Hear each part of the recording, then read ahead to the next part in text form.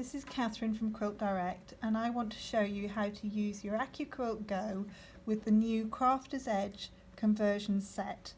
You have a plastic platform, a steel plate and a perspex top sheet. I'm going to place the fabric on top of the metal sheet. This, because we're doing a plique, has got your steamer seam on the back.